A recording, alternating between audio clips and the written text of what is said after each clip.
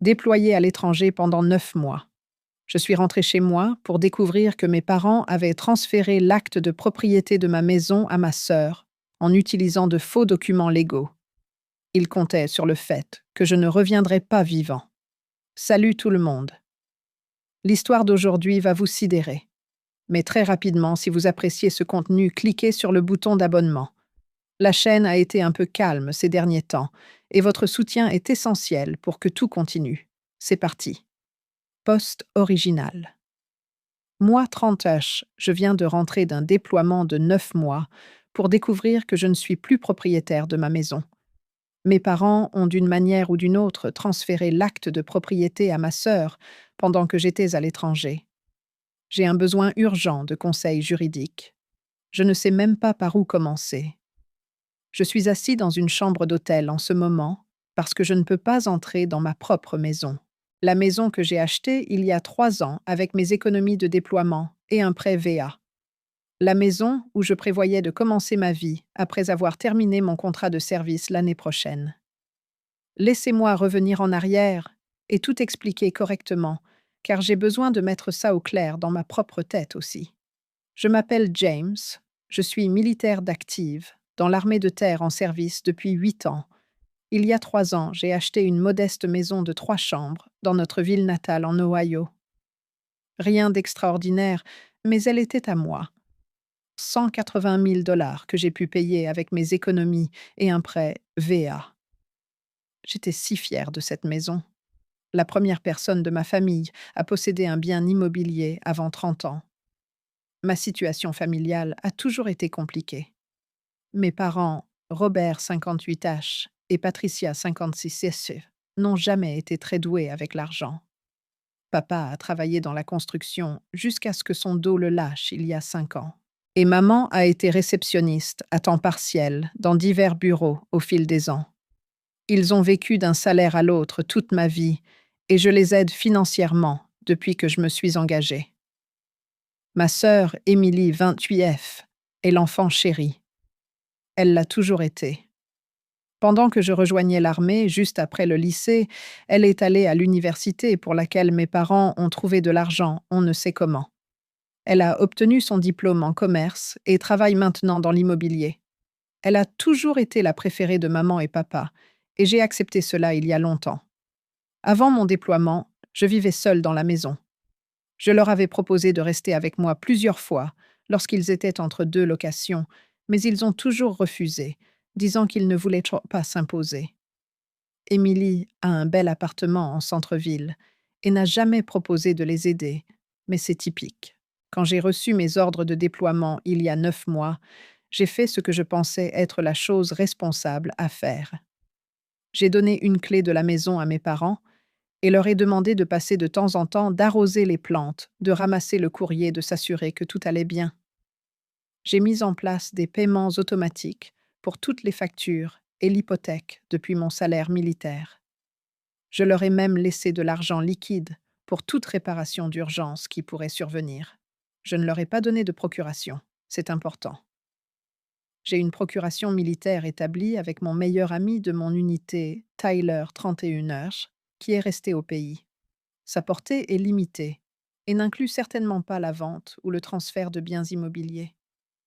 J'ai eu le même arrangement de procuration avec Tyler pour 3 déploiements. Maintenant, avançons rapidement jusqu'à hier. J'ai atterri à 14 heures ans, excitée de rentrer à la maison, de dormir dans mon propre lit et de commencer ma permission de fin de déploiement. Tyler est venu me chercher à l'aéroport et quelque chose semblait clocher. Il n'arrêtait pas d'essayer de faire la causette, me demandant si je voulais d'abord aller dîner, peut-être dormir chez lui pour la nuit. J'ai insisté pour rentrer directement à la maison. Quand nous sommes arrivés devant ma maison, il y avait une voiture différente dans l'allée, la BMW blanche d'Émilie. La pelouse avait aussi l'air différente. Un nouvel aménagement paysager que je ne reconnaissais pas. Tyler a finalement craqué et m'a dit ce qu'il avait découvert il y a à peine 2 jours, en passant vérifier la maison pour moi. La maison n'est plus à mon nom. J'ai d'abord cru qu'il plaisantait. Puis j'ai vu l'expression de son visage. Nous sommes allés à la porte, et quand j'ai essayé ma clé, elle n'a pas fonctionné. Les serrures avaient été changées. J'ai sonné et Émilie a répondu, agissant comme si c'était tout à fait normal qu'elle soit là. Oh, James, tu es rentré plus tôt, a-t-elle dit. Maman a dit que tu ne devais pas rentrer avant la semaine prochaine. Je lui ai demandé ce qu'elle faisait dans ma maison et elle m'a lancé un regard confus. Ma maison, tu veux dire maman, et papa ne t'ont pas parlé du transfert. Ma tête tournait. Transfert. Quel transfert? Selon Émilie, nos parents lui ont dit il y a 3 mois que je leur avais donné une procuration pour protéger les biens de la famille pendant mon déploiement. Ils ont dit que j'étais inquiet que quelque chose m'arrive à l'étranger et que je voulais m'assurer que la maison reste dans la famille. Alors ils ont transféré l'acte de propriété au nom d'Émilie pour la mettre en sécurité. J'ai pété les plombs. Je l'admets. 8 ans de discipline militaire se sont envolés et j'ai commencé à crier. Émilie est restée là sur le seuil de ma maison à me regarder comme si j'étais déraisonnable. Elle a même eu le culot de dire que je surréagissais et que nous pouvions régler ça comme des adultes. Tyler a dû me tirer physiquement jusqu'à son camion. Émilie a menacé d'appeler la police si je ne partais pas, et la dernière chose dont j'avais besoin était de me faire arrêter le premier jour de mon retour. J'ai passé la nuit dernière chez Tyler, incapable de dormir, parcourant tous les documents que je pouvais consulter en ligne. J'ai trouvé le transfert de propriété sur le site web du registre du comté. Il a été déposé il y a 2 mois. La signature sur les documents de transfert ressemble à la mienne, mais j'étais en Afghanistan. Je n'aurais pas pu signer quoi que ce soit. Ce matin, j'ai appelé mes parents. Maman a répondu, et quand j'ai commencé à poser des questions sur la maison, elle s'est immédiatement mise à pleurer. Nous l'avons fait pour ton bien chéri. Elle n'arrêtait pas de dire « Tu sais à quel point ton travail est dangereux. Nous voulions juste nous assurer que tout était protégé. » Quand je l'ai interrogée sur la procuration qu'il prétendait avoir, elle s'est troublée et a passé le téléphone à papa. Il a été plus agressif, disant que je devrais être reconnaissant qu'il veille sur moi, que la famille prend soin de la famille, et que j'étais égoïste de faire toute une histoire. Je lui ai demandé sans détour « Où est cette procuration ?» Il a dit qu'elle était chez leur avocat et m'a raccroché au nez. Voici ce que je sais avec certitude. 1. Je n'ai jamais donné de procuration à mes parents. 2. Je n'ai jamais autorisé de transfert de ma propriété. 3. J'étais en déploiement et je n'aurais pas pu signer de document. 4. L'acte est maintenant au nom d'Émilie, et mes parents prétendent qu'ils avaient l'autorité légale de le faire. J'ai pris rendez-vous avec un avocat pour lundi, mais je panique. Je n'ai aucune idée de comment cela a pu se produire, ni si je peux récupérer ma maison. Toutes mes affaires sont encore là-dedans. Tout ce que je possède, sauf ceux avec quoi je suis partie en déploiement. Toutes les économies de ma vie sont allées dans cet acompte. Quelqu'un a-t-il déjà été confronté à quelque chose de ce genre? Peuvent-ils vraiment faire ça? Quelles sont mes options? Je suis censée me remettre de mon déploiement, passer du temps à me détendre avant de reprendre le service. Au lieu de ça, je suis sans abri et ma propre famille m'a volé ma maison. Mise à jour. Merci à tous pour vos réponses. Je suis submergée par le soutien. J'ai contacté le JAG et j'ai une consultation avec un avocat civil lundi. J'ai aussi commencé à tout documenter et Tyler m'aide à reconstituer une chronologie. Je ferai une mise à jour quand j'en saurai plus. Mise à jour 1, postée 5 jours plus tard. Je n'arrive pas à croire que j'écris cette mise à jour. La situation est bien pire que ce que je pensais. D'abord, merci à tous ceux qui ont répondu à mon post original. Vos conseils sur l'implication du JAG et la documentation de tout étaient parfaits. J'ai à peine dormi depuis mardi, mais j'ai fait des progrès significatifs pour comprendre ce qui s'est passé. J'ai rencontré à la fois un officier du JAG et un avocat civil spécialisé en immobilier. Ce qu'ils ont découvert dépasse tout ce dont j'aurais pu imaginer ma famille capable. Il n'y a pas de procuration. Elle n'existe pas. Ce qui existe, c'est un document frauduleux que mes parents ont créé. L'officier du JAG a pu consulter mes dossiers militaires réels qui montrent clairement ma procuration valide avec Tyler d'une portée limitée et n'incluant certainement aucune transaction immobilière. Le document que mes parents ont utilisé pour transférer ma maison, c'est un faux. Voici ce que l'enquête a révélé jusqu'à présent. Environ 4 mois après le début de mon déploiement, mes parents ont emménagé dans ma maison. Pas juste pour y jeter un œil, ils ont complètement emménagé. Mes voisins ont confirmé qu'ils y vivent à plein temps depuis janvier. Ils ont dit aux voisins que je leur avais demandé de garder la maison pendant mon absence. 2 mois plus tard, ils ont approché Émilie avec une proposition. Ils lui ont dit que je leur avais donné une procuration et que je voulais transférer la maison à son nom pour des raisons fiscales et pour la protéger d'éventuels créanciers. Émilie, qui travaille dans l'immobilier et aurait dû s'en douter, n'a apparemment pas remis cette histoire en question. Le vrai coup de massue, c'est qu'ils ont utilisé un notaire qui est un ami de mon père de l'époque de la construction. Ce type, David 64H, a perdu sa licence de notaire il y a 6 ans pour fraude, mais il a apparemment toujours son ancien sceau. Il a notarié la fausse procuration et les documents de transfert de propriété. Mon avocat a récupéré la documentation et c'est d'une médiocrité risible. Le formulaire de procuration qu'ils ont utilisé n'est même pas le bon format militaire. Ils ont apparemment téléchargé un formulaire générique sur Internet et ont rempli mes informations. La signature est une falsification évidente. Ils n'ont même pas essayé de la faire ressembler à ma vraie signature. Mais c'est là que ça se complique. Émilie a déjà commencé à apporter des modifications à la propriété. Elle a contracté une ligne de crédit sur valeur domiciliaire sur ma maison de 30 000 $, qui selon elle était destinée à des améliorations et à un entretien nécessaire. Le nouvel aménagement paysager que j'ai remarqué, ce n'est que la pointe de l'iceberg. Elle a fait rénover partiellement la cuisine et prévoyait apparemment de revendre la maison avec profit. J'ai de nouveau confronté mes parents cette fois avec Tyler, comme témoin, et en enregistrant la conversation, ce qui est légal en Ohio, tant qu'une des parties consent. Cette fois, leur histoire a complètement changé.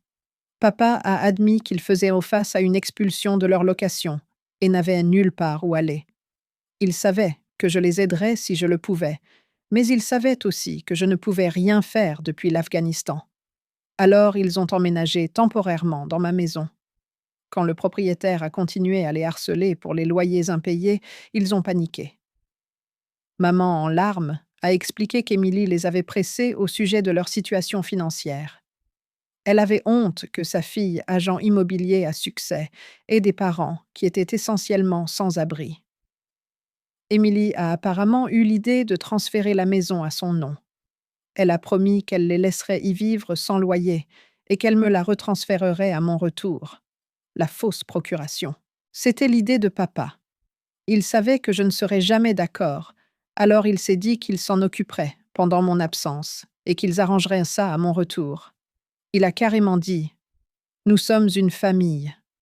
Je ne pensais pas que tu en ferais toute une histoire. » Je les ai interrogés sur David, le notaire radié.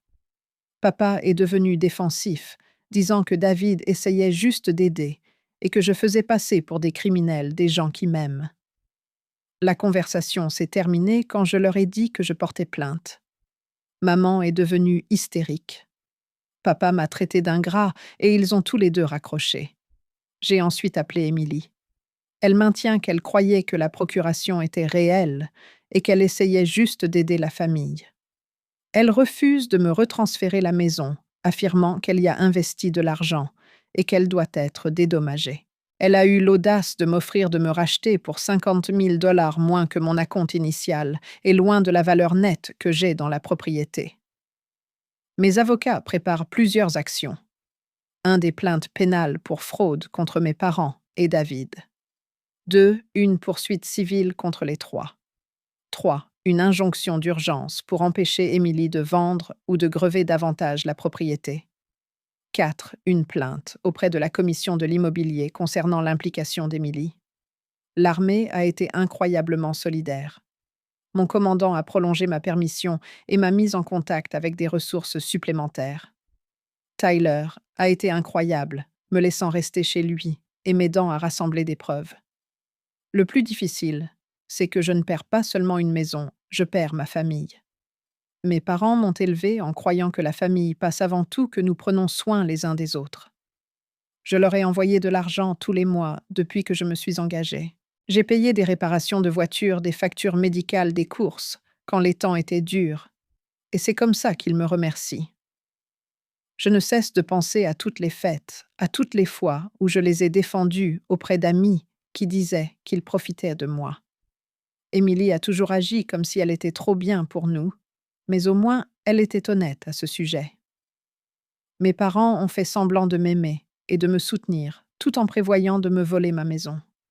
Je ferai une autre mise à jour après l'audience d'injonction la semaine prochaine. Mise à jour 2 postée 3 semaines plus tard. J'écris cette mise à jour d'un endroit très différent de la dernière fois. L'audience d'injonction a eu lieu il y a une semaine, et je dois vous raconter ce qui s'est passé depuis. D'abord, le côté juridique. L'injonction d'urgence a été accordée immédiatement. Le juge a jeté un coup d'œil aux preuves et a non seulement gelé la propriété, mais a également ordonné à Émilie de fournir un compte-rendu complet de tout l'argent dépensé de la ligne de crédit sur valeur domiciliaire. Elle était furieuse au tribunal, son avocat, essayant de faire valoir qu'elle était une acheteuse innocente, mais le juge n'a pas mordu à l'hameçon. On pouvait voir le moment où elle a réalisé qu'elle avait de vrais ennuis judiciaires. L'enquête criminelle a également progressé. David, le faux notaire, a été arrêté la semaine dernière. Il s'avère que ce n'était pas sa première fois. Il faisait ça pour d'autres personnes aussi. Il risque une peine de prison sérieuse et a immédiatement accepté de coopérer. Il a fourni une déclaration écrite détaillant comment mon père l'avait approché, ce qu'il avait été payé 500 $, et a confirmé qu'ils savaient tous les deux que c'était frauduleux. Mes parents ont été arrêtés 2 jours après que David a tout avoué. Les voir se faire menotter était surréaliste. Maman sanglotait. Papa était impassible. Les voisins regardaient tous, et j'ai appris plus tard que toute la rue en parlait. Le couple, que tout le monde pensait si gentil, arrêté pour avoir escroqué leur fils, qui servait son pays. Ils ont été libérés sous caution qu'Émilie a dû payer. Elle raconte à qui veut l'entendre que je détruis la famille pour un malentendu. Mais c'est là que les choses deviennent vraiment intéressantes. Émilie a commis une erreur critique. Vous vous souvenez de cette ligne de crédit de 30 000 $? Elle ne l'a pas utilisée pour des améliorations de la maison. La petite amie de Tyler travaille à la banque où Émilie a obtenu la ligne de crédit. Elle ne peut pas partager d'informations spécifiques, évidemment, mais elle a suggéré que mon avocat demande les relevés par subpoena. Ce que nous avons trouvé était éclairant. 5 000 $ sont allés à l'aménagement paysager et aux rénovations de la cuisine. Les 25 000 $ restants sont allés directement à maman et papa. Émilie n'a pas seulement pris ma maison. Elle a emprunté sur sa valeur pour payer les dettes de nos parents. Mais attendez, ça s'améliore. Une enquête plus approfondie a révélé qu'Émilie planifiait cela depuis plus d'1 an. Nous avons trouvé des emails entre elle et nos parents, datant d'avant mon déploiement, où elle discute de la valeur de la maison et du profit qu'elle pourrait faire si elle la revendait. Dans un email, elle a littéralement écrit « James n'aura pas le choix une fois que ce sera fait. Il est trop gentil pour engager une action en justice contre sa famille. » Elle s'est trompée sur ce point. Mon avocat a utilisé ces preuves pour déposer des accusations supplémentaires de complot. Ce n'était pas une décision paniquée de parents désespérés. C'était un plan calculé par les 3 pour me voler ma propriété. Le procureur a offert à mes parents un accord de plaider coupable, restitution complète, 2 ans de sursis avec mise à l'épreuve et 200 heures de travaux d'intérêt général chacun. Leur avocat leur a conseillé de l'accepter. Ils ont refusé. Papa est convaincu qu'aucun jury ne condamnera des parents qui essayaient juste de survivre. Et maman pense que je finirai par abandonner les charges. La situation d'Émilie est pire. La commission de l'immobilier a ouvert une enquête qui pourrait lui faire perdre sa licence. Son courtier l'a déjà renvoyée. Il s'avère que les clients ne font pas confiance aux agents qui volent les maisons de leurs frères et sœurs militaires en déploiement. Elles risquent une peine de prison pour les accusations de fraude et de complot, ainsi qu'une responsabilité civile pour les fonds de la ligne de crédit. Voici la partie qui me touche vraiment. Pendant tout ce temps, pas un seul d'entre eux ne s'est excusé. Pas un seul d'entre eux n'a reconnu que ce qu'ils avaient fait était mal. Ils continuent de jouer les victimes, racontant à qui veut l'entendre que je suis cruel et déraisonnable. Ma famille élargie est divisée. Certains parents pensent que je devrais abandonner les charges et régler ça en famille. D'autres sont consternés et ont coupé les ponts avec mes parents et Émilie. Ma tante, la sœur de ma mère, m'a appelée en pleurant, disant qu'elle n'aurait jamais cru sa sœur capable d'une telle chose. Elle m'a parlé d'autres cas au fil des ans où maman avait emprunté des choses et ne les avait jamais rendues. De petites choses que tout le monde avait ignorées. Le stress a été incroyable. Je vois un conseiller par le biais du VA essayant de traiter non seulement la trahison, mais aussi la destruction complète de mes relations familiales. Elle m'a demandé ce que je voulais comme résultat. Et honnêtement, je veux juste récupérer ma maison et ne plus jamais leur parler. Mon unité a été incroyablement solidaire. Mon commandant a même écrit une lettre au procureur sur l'impact que cela a eu sur ma capacité à servir efficacement. Plusieurs de mes copains m'ont proposé de m'aider à réemménager une fois que j'aurai récupéré la maison, plaisantant qu'ils changeront les serrures eux-mêmes pour s'assurer que c'est bien fait cette fois.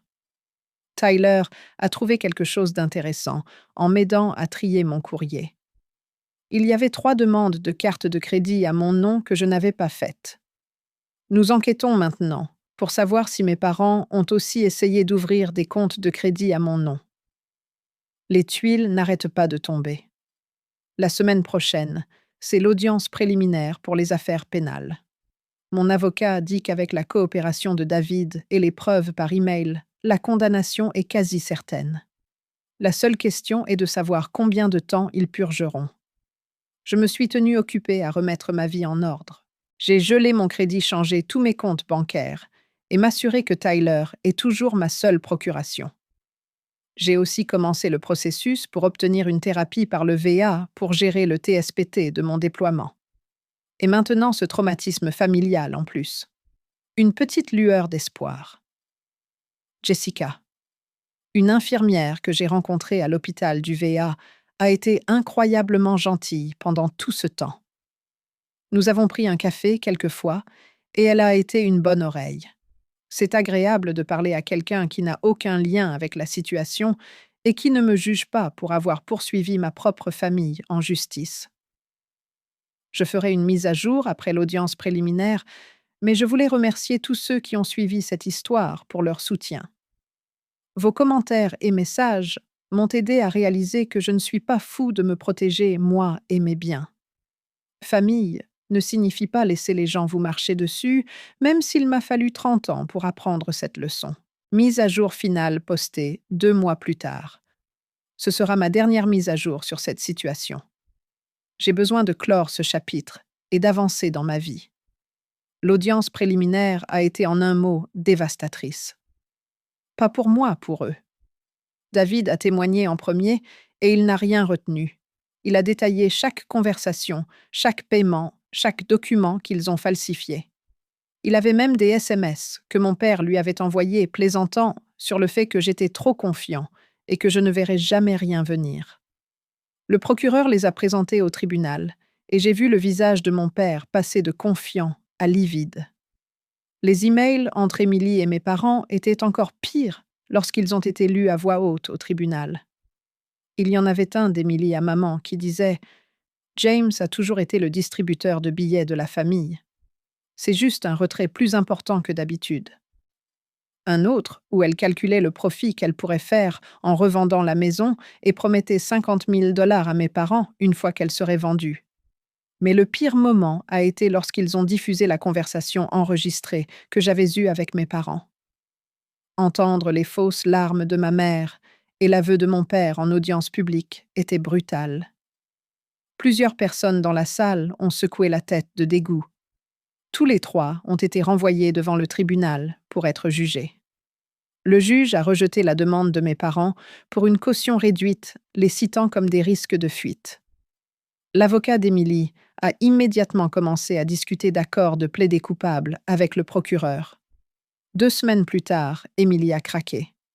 Elle a accepté de plaider coupable de fraude et de complot, en échange de 18 mois de prison, 3 ans de sursis, avec mise à l'épreuve, et une restitution complète. Elle doit rendre sa licence immobilière et ne pourra plus jamais travailler dans l'immobilier. La ligne de crédit doit être remboursée immédiatement. Et elle doit me retransférer l'acte de propriété dans les 30 jours. Le coup de grâce dans le cadre de son accord, elle a dû fournir une allocution complète, un aveu de culpabilité détaillé. Elle s'est tenue devant le tribunal et a admis qu'elle savait que je n'avais pas donné la permission, qu'elle savait que la procuration était fausse et qu'elle l'avait fait uniquement pour un gain financier. Elle a également révélé quelque chose que je ne savais pas. Nos parents lui avaient promis mes indemnités de décès militaire si quelque chose m'arrivait à l'étranger. Ils comptaient littéralement sur ma mort. L'avocat de mes parents les a finalement convaincus d'accepter un accord après le témoignage d'Émilie.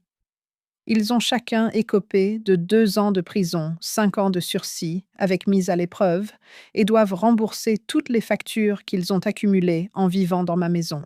Il leur est également interdit de me contacter à nouveau sans l'autorisation du tribunal. L'audience de détermination de la peine a eu lieu la semaine dernière. J'ai fourni une déclaration de la victime sur les répercussions du crime que j'avais préparé avec ma thérapeute. J'ai parlé de la trahison du stress de gérer cela tout en traitant mon déploiement et de la façon dont leurs actions avaient brisé ma capacité à faire confiance. J'ai mentionné chaque anniversaire où ils m'avaient fait culpabiliser pour de l'argent. Chaque fois que je m'étais privée pour leur envoyer de l'argent, chaque colis de soins que j'avais partagé avec mon unité, au lieu de le garder pour moi, parce que je voulais qu'ils aient de belles choses. Maman a pleuré pendant toute ma déclaration. Papa fixait la table. Émilie avait l'air en colère, comme si c'était moi qui l'avais lésée. Les mots du juge resteront gravés en moi pour toujours. Il a qualifié leurs actions de trahison odieuse envers un fils et un frère qui servaient son pays, et a dit qu'il avait vu beaucoup de fraudes familiales, mais rarement quelque chose d'aussi calculé et cruel. Il leur a donné la peine maximale prévue par l'accord de plaider coupable et a recommandé qu'ils la purgent dans des établissements éloignés les uns des autres. Alors qu'ils étaient emmenés menottés, maman a crié « Je suis désolée, James !» Papa n'a rien dit. Émilie a marmonné quelque chose comme « C'est incroyable. C'est la dernière fois que je les verrai. J'ai récupéré ma maison la semaine dernière. Tyler et sa petite amie m'ont aidé à réemménager. Nous avons dû vider toutes les affaires de mes parents. Ils avaient accumulé tellement de camelotes en seulement 9 mois. J'ai trouvé des photos de notre famille éparpillées. Des moments heureux qui ressemblent à des mensonges maintenant. Je les ai toutes mises dans des boîtes et les ai mises en garde-meubles. Peut-être qu'un jour je pourrai les regarder sans avoir la nausée. La maison a besoin de travaux. Les améliorations d'Émilie étaient à moitié finies et mal faites, mais elle est de nouveau à moi, et c'est ce qui compte. Mon unité m'a organisé une pendaison de crémaillère le week-end dernier. C'était bon d'être entouré de ma vraie famille, les gens qui m'ont soutenu à travers les déploiements et les trahisons. Je vois Jessica plus régulièrement. Elle comprend le traumatisme et a été patiente avec mes problèmes de confiance. Nous y allons doucement, mais c'est agréable d'avoir quelque chose de positif dans ma vie. Ma famille élargie reste divisée. Certains parents m'ont contacté pour s'excuser de ne pas avoir vu les signes plus tôt. D'autres pensent encore que j'aurais dû régler ça en privé. J'ai coupé les ponts avec quiconque pense que voler une maison à un soldat en déploiement est quelque chose à régler en famille. Si c'est leur définition de la famille, je n'ai pas besoin d'eux. Les affaires pénales sont closes. Les poursuites civiles se terminent. Je ne récupérerai jamais tout l'argent que j'ai dépensé en avocat, mais j'ai ma maison et ma dignité. Plus important encore, j'ai appris à fixer des limites et à me protéger même des personnes qui partagent mon ADN. À tous ceux qui ont suivi cette histoire, merci. Votre soutien, vos conseils et votre validation m'ont aidé à traverser la période la plus sombre de ma vie. Vous m'avez aidé à voir que se défendre n'est pas mal, même quand c'est contre sa famille, surtout quand c'est contre une famille qui vous a montré exactement qui elle est. J'ai fini avec les mises à jour maintenant. J'ai besoin de me concentrer sur la guérison, sur ma carrière et sur la construction d'une vie entourée de gens qui se soucient vraiment de moi. Mes parents et ma sœur ont fait leur choix.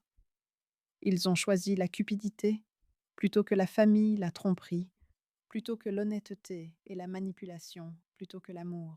Maintenant, ils doivent vivre avec les conséquences. À quiconque est confronté à des situations familiales similaires, documentez tout. Faites confiance à votre instinct. Ne laissez personne vous faire sentir coupable de vous protéger. Et rappelez-vous, la famille n'est pas une question de sang. C'est une question de qui est là pour vous, qui vous soutient et qui vous traite avec respect et amour. Je vais m'en sortir. En fait, je vais faire mieux que m'en sortir. Je suis libre des profiteurs et des manipulateurs. J'ai ma maison, ma carrière, mes vrais amis et un avenir qui n'inclut pas d'être le distributeur de billets de qui que ce soit. Merci à tous d'avoir fait partie de ce voyage. Prenez soin de vous, James. PS. Puisque beaucoup de gens ont posé la question, oui, je reste dans l'armée. J'ai en fait décidé de me réengager pour 4 ans de plus. Le soutien de mon commandement à travers cette épreuve m'a montré que je suis exactement là où je dois être. Et oui, Tyler est toujours ma procuration. Ça ne changera jamais. Dernier PS. Jessica et moi sortons officiellement ensemble maintenant. Elle vous dit bonjour et vous remercie tous pour vos gentils mots. Nous prévoyons de repeindre la maison ensemble le mois prochain. Un nouveau départ à tout point de vue.